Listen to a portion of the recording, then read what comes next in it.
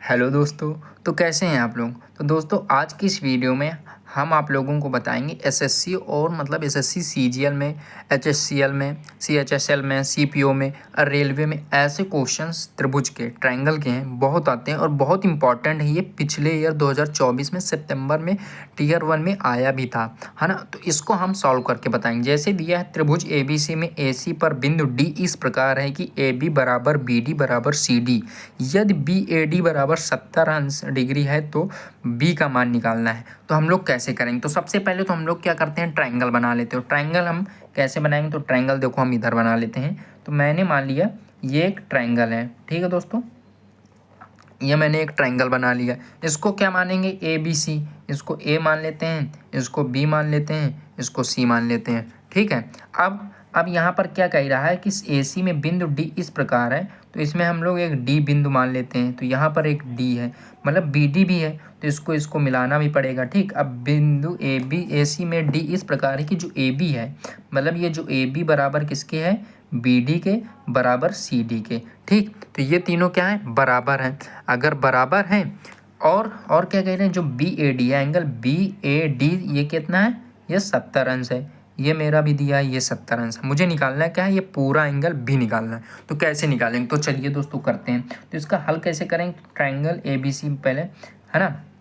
तो सबसे पहले ट्रायंगल ए बी सी लिख लेते हैं। ए बी सी में, ए बी सी में हम लोग क्या देखेंगे, पहले ए बी सी में मेरे दो ट्रायंगल बन रहे हैं। एक बन रहा है ए बी डी और एक बन रहा है B D C, B D C. तो सबसे पहले ए बी डी ट्रायंगल देखो। ए बी डी ट्रायंगल में क्या कह रहा है, ए बी डी ट्रायंगल को हम दूसरे वाले में बता रहे हैं।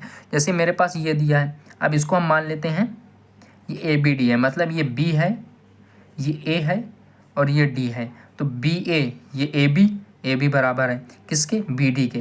तो ए बी और बी डी बराबर, मतलब ये त्रिभुज कौन सा हो गया, मेरा समद्विबाहु हो गया, जिसकी दो भुजाएं बराबर होती हैं। तो ये दो भुजाएं बराबर वाली समद्विबाहु हो गए। तो समद्विबाहु में आप लोग एक और पढ़े होंगे कि समद्विबाहु दो बराबर भुजाओं के सम्मुख जो दो कोण होते हैं वो बराबर होते हैं। तो जो ये कोण होगा वही ये कोण होगा। तो इसमें भी देखेंगे कि ये कोण, मतलब ये दोनों भुजाएं बराबर, तो ये जो कोण होगा वही ये होगा।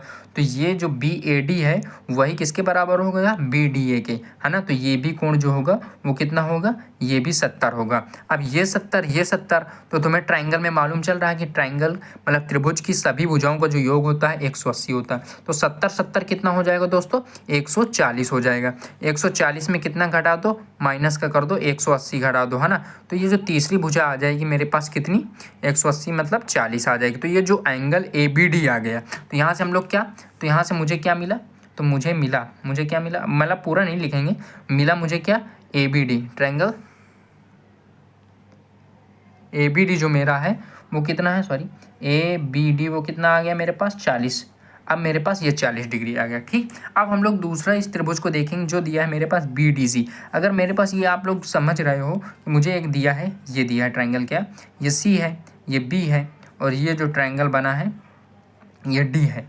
तो इसमें आप लोग ये देख रहे हो, ये जो है 70 बोल रहा है। तो आप लोग इसको ज़रूर पढ़े होगा। अगर इसको ऐसे रख लिया जाए तो इसको आप लोगों ने पढ़ा होगा कि जब मतलब ये जो बाह्य कोण होता है, बाहरी कोण होता है इस त्रिभुज का, ये जो होता है कोण इन दोनों वाली भुजाओं जिनसे दूर होते हैं, जो इनके पास वाली नहीं, इन दोनों कोणों के योगों के बराबर होता है। तो जो मतलब इसका जो योग अगर 70 है तो इन दोनों के कोण के बराबर हो, योग के बराबर होगा।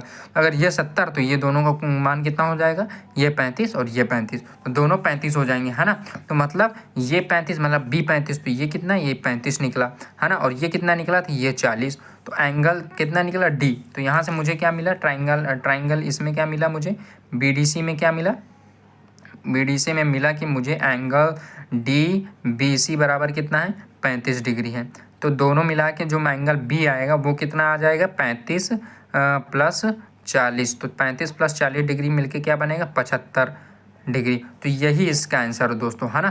तो इस प्रकार के क्वेश्चन जो बहुत आते हैं, ये आया भी था, तो इसको मैंने पूरा हल करके बता दिया है। अब दूसरे क्वेश्चन के बारे में बढ़ेंगे इसमें दोस्तों। जैसे अब मेरे पास दूसरा क्वेश्चन है, दिया है त्रिभुज पी क्यू आर में एस एक बिंदु है जो भुजा क्यू आर पर इस प्रकार है कि क्यू पी एस बराबर क्या है, 1/2 पी एस आर है, ठीक है ना। ये क्या है, पी SR है। एंड QPR जो है 78%, 78 मतलब डिग्री है। और PRS थोड़ा ठीक है, ये एस थोड़ा गलत हो गया, तो PRS जो है वो 44 डिग्री है। तो PSQ की माप क्या होगी? तो पहले तो हम लोग ट्रायंगल बना लेते हैं। मतलब ट्रायंगल मेरे पास क्या दिया है, ट्रायंगल मेरे पास दिया है PQR, ठीक, छोटा सा बना लेते हैं PQR। इसमें क्या है, QR पे बिंदु, अरे यार सारा गलत हो रहा, QR पे बिंदु SA का ऐसा पॉइंट S है ना। तो मतलब क्या, PSR मतलब ये पॉइंट जुड़ेगा भी। SA का ऐसा है जहाँ पर क्या कह रहा है, जो QPS है वो क्या है, 1/2 है PSR का। मतलब जो QPS है वो PSR का आधा है। तो हम लोग यहाँ से मान लेंगे, तो ट्राइंगल ABC में PQR है, जब PQR में हम लोग क्या मानेंगे कि माना जो QPS है वो QPS कितना है, QPS मैंने मान लिया QPS क्या मान लिया कि थीटा है, ठीक, QPS बराबर थीटा है। तो ये जो PRS होगा तो PRS कितना हो जाएगा, तो PSR कितना हो जाएगा, 2 थीटा, है ना। क्यों, क्योंकि यहाँ से दे भी रहा है, दिया भी है कि क्या दिया है, दिया मुझे क्या है, क्या दिया है कि जो QPS है वो कितना, 1/2 PSR है ना। तो यहाँ से मैंने ये बना लिया, मतलब QPS क्या है, अगर देखो QPS अगर PSR क्या है, थीटा है, तो QPS क्या होगा, 2 थीटा होगा, है ना। लेकिन क्या कह रहा है, QPS अगर थीटा है तो ये PSR कितना होना चाहिए, PSR कितना होना चाहिए है, PSR का मान कितना होना चाहिए, QPS अगर थीटा तो ये PSR का मान कितना, 2 थीटा होना चाहिए। तो यहाँ से आ गया, ठीक। अब ये अगर थीटा है तो ये कितना होगा, 2 थीटा। और यहाँ से दिया है कि जो एंगल P है, पूरा एंगल P है, थोड़ा ऊपर कर ले रहे हैं, पूरा हम सिर्फ एंगल P और एंगल R लेंगे। तो जो एंगल P है मेरे पास टोटल पूरा एंगल P जो है, मतलब QPR जो है वो कितना है, 78 डिग्री है। और PRS कितना है, वो कितना है, वो है 44 डिग्री। अब हमें निकालना है कि, अब देखो एक चीज़ देखो, ये 78 है पूरा, ये 44 है, तो मुझे इस ट्रायंगल PQR में क्या निकालने, एंगल Q निकालने, तो मान आ जाएगा।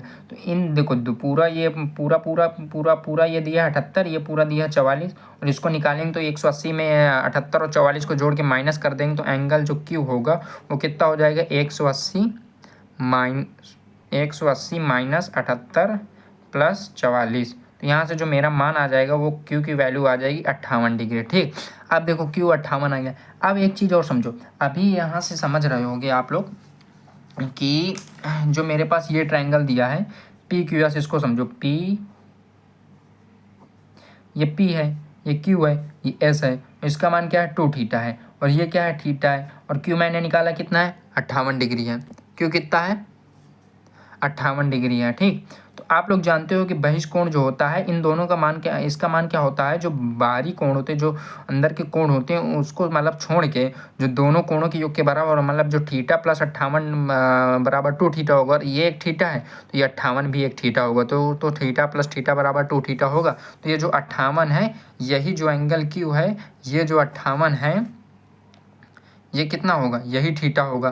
तो अगर ये थीटा तो ये भी, मतलब ये थीटा तो ये भी थीटा। आप देखो ये 58 तो ये भी 58, तो 58 क्या हो जाएगा, तो इस वाले ट्रायंगल में आएंगे, तो इस वाले ट्रायंगल में इसमें ट्रायंगल PQS में आ जाएंगे, तो क्या हो जाएगा, 180 में क्या घटा देंगे हम लोग, ट्रायंगल PQPS में आ जाएंगे, तो हम लोग क्या मिलेगा हम लोग को, जो 180 होता है इनका मान पूरे, है ना। और यहाँ से मेरे पास आप ट्रायंगल के एंगल क्या निकालेंगे, PSQ निकालेंगे, तो क्या हो जाएगी, 180 में 58 माइनस करेंगे, 58 प्लस 58 को 58 माइनस, है ना, तो यहाँ से माइनस हो जाएगा, ठीक। तो इसको जब माइनस कर देंगे तो यहाँ से मेरे पास कितना आ जाएगा, PSQ का मान जो आ जाएगा वो आ जाएगा मेरे पास 64 डिग्री।